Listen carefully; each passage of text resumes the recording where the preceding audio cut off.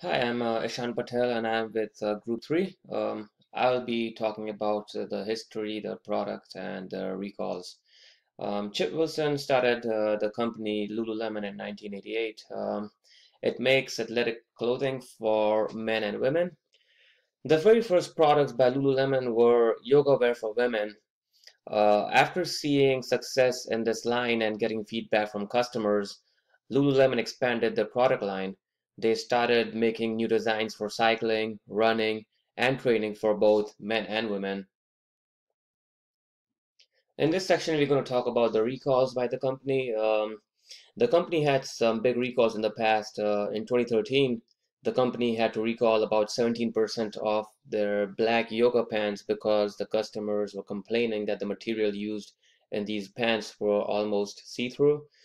Lululemon gave full refunds to customers who had this issue. The company later blamed Eclat Textile for the bad quality yoga pants. The chief financial officer of Eclat Textiles denied the blame because all products shipped to Lululemon were approved by Lululemon itself, and Eclat was not at fault. This recall did some $60 million in lost sales. Along with that, the company got a bad image as well. This gave its other competitors an opening in the market. A couple of years later, another recall was made. This time it was for over 300,000 hooded tops. The complaints made by the customers in this case was that the elastic cord was whipping the wearer in the face. Lululemon came up with a quick solution and suggested their customers to either remove the cord or replace it with a non-elastic cord at the store for free. This recall was not as big as the one in 2013, and it had negligible financial impact on the company. This graph shows how the stock prices were affected.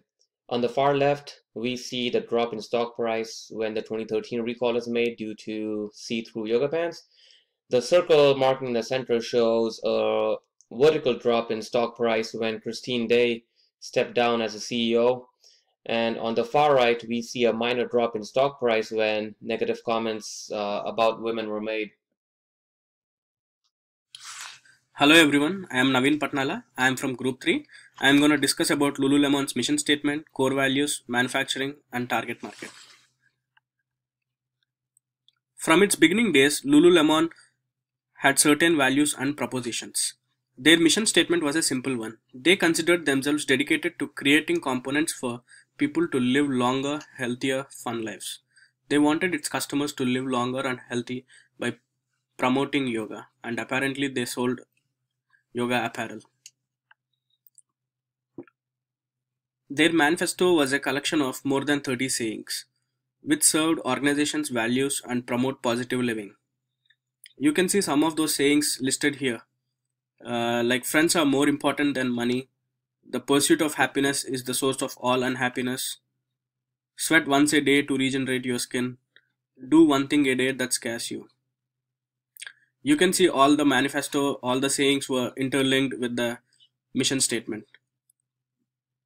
Core values of Lululemon emphasize developing the highest quality products, operating with integrity, and instilling in employees a sense of self-responsibility and personal achievement.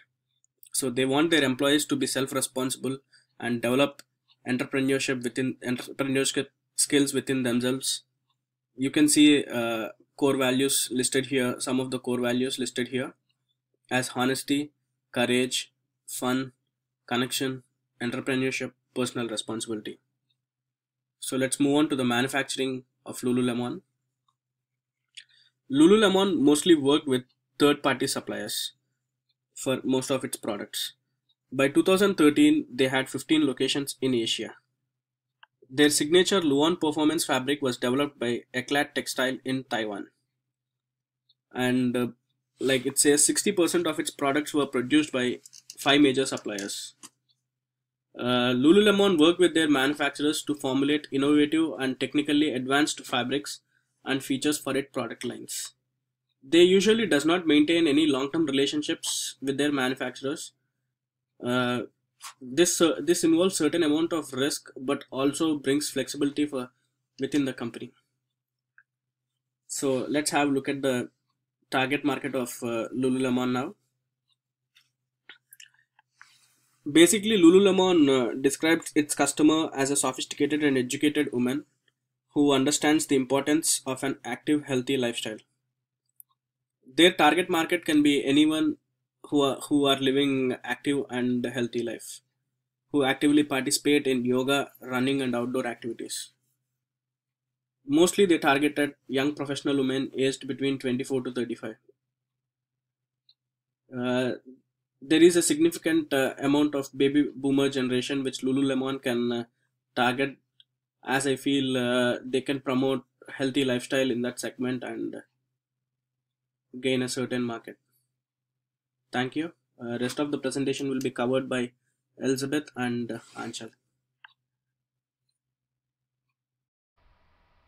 I focused on marketing communications and PR for the Lululemon case. As we all know, Lululemon faced quite a few controversies related to marketing communications and public relations. Then CEO Mr. Wilson made controversial statements representing the company. Child labor, as noted in the case study, Wilson made comments regarding child labor being beneficial for the youth, which I think we can all agree is not right. Lululemon should try to ensure that all of the manufacturers that they use for their clothing have strict child labor laws or withdraw from using them completely. As far as the Japanese comments that Mr. Wilson had noted in the case study, Wilson specifically created the name of the company as Lululemon to make it difficult for the Japanese to say. That is degrading, and the comments he made regarding the Japanese trying to pronounce the name are ridiculous.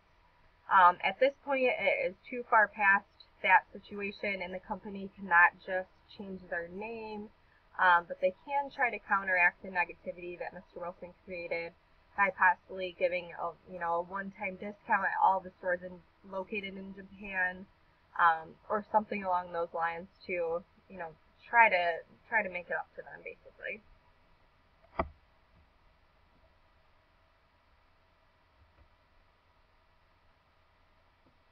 The plus size issues with Lululemon. Lululemon should do an overhaul with the way that their store is laid out. The plus size clothing should not be in the back corner and rarely stacked. Perhaps they should put in place a policy to have the plus size clothing flow with the rest of the store's layout. A good example that I thought of is Forever 21. Their plus size clothing is typically in the middle of the store. So you walk in, there's regular clothing, and then you go into the plus size section, and then you walk further back and there's more regular clothing. So it flows together, and it's not so separate and segregated. Negative press and public relations. Wilson stepping down from Lululemon helped with getting a fresh start for the company. Issues with the plus size remarks, child labor remarks, and all of the other negative remarks that he has, said in the past, will not just go away, but Lululemon should try to counteract what was said. Like I noted before, maybe, doing a one-time discount or, monitoring each store and how it's laid out and giving suggestions.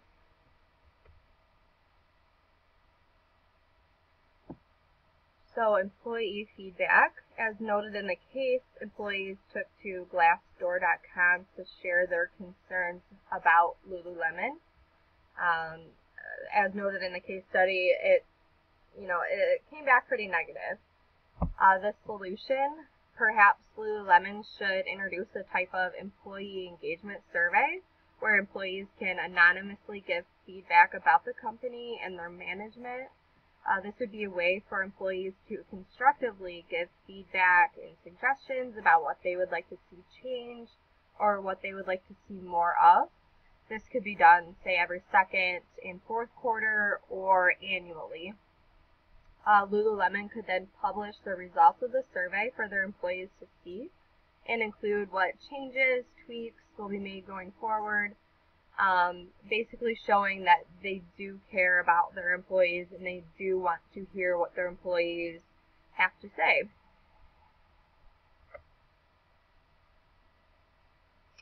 So as you can see here, Lululemon's Glassdoor.com rating is up from the 3.3 rating that was noted in the case study to 4.1 as of just, I believe, like a week ago.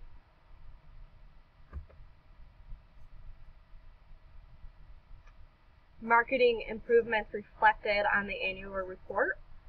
So the end of the case study was 2012, and as you can see, they have made obviously some type of improvements with the store, considering that their net revenue, their net income, all of that is increasing, and especially their gross profit has increased from 2012 to 16. So as you can see, obviously they have made some changes since Wilson has left. Hello friends, my name is Anshul and I'm with Group 3, and I'll be talking about the marketing SWOT analysis of Lululemon's brand and stores. So we are discussing in the SWOT the strength, weakness, opportunity and threats. The Lululemon brand is fairly strong in the retail world, and the management is trying to leverage the strength into higher sales and earning. The brand has a premium brand affinity and a very strong finance base with some innovative features and style. They are located in premium location, and the strategy they follow is basically a vertical strategy. They have some of the unique features like fitness ambassador programs and some of the philanthropic activities. They also have some strong social media presence with their Facebook likes and Twitter followers, Instagram followers, and also the followers on Pinterest. Looking at the weaknesses, they are perceived as overpriced, and they have a really slow growth strategy and limited sizing with only current sizes ranging from 2 to 12. They are also lacking in the maternity sizing and plus sizes. The brand perception is more of like a yoga brand, and that limits the growth or expansion of its image past this demographic. There are the other weakness which is due to the controversial news out there, which is one of the statement by their former CEO and the recall of their transparent pants. The opportunities when we try to do an analysis, as they have some of the weaknesses. If you look at, they can extend their sizing and categories to expand their customer base. They can also do some international expansion and collaboration with the non-athletic brands, and also by developing an e-commerce development and marketing strategies. There are opportunities where they can actually go for a manufacturing of their own product rather than relying on a third party, and establishing a really strong quality control base where they can do a continuous improvement and look for their quality checks, and also by building a US brand recognition. The last is the threat. The company is a really big company, and they have a big competitors out there who are offering the similar extensive styles and more competitive and affordable prices. The other companies are trying to copy the company's product and fabrics, which can devalue the product significantly. And there are situations like the economic condition and the fluctuation in the stock market, which might decrease the consumer spending. And the last would be the consumers' lack of knowledge about the product and the brand. So moving on the improvement and growth areas of the company. So as I discussed about it earlier, so the company should look forward to their quality control. They should also look into the reviewing feedback from their old customers and testify the materials and observe how the customers they behave in the store. They can go for their superior products, try to market them in a community-based marketing system, and then try to increase the store traffic where they can actually get the customer feedback and try to innovate their existing product. In this way, they can follow a continuous improvement cycle.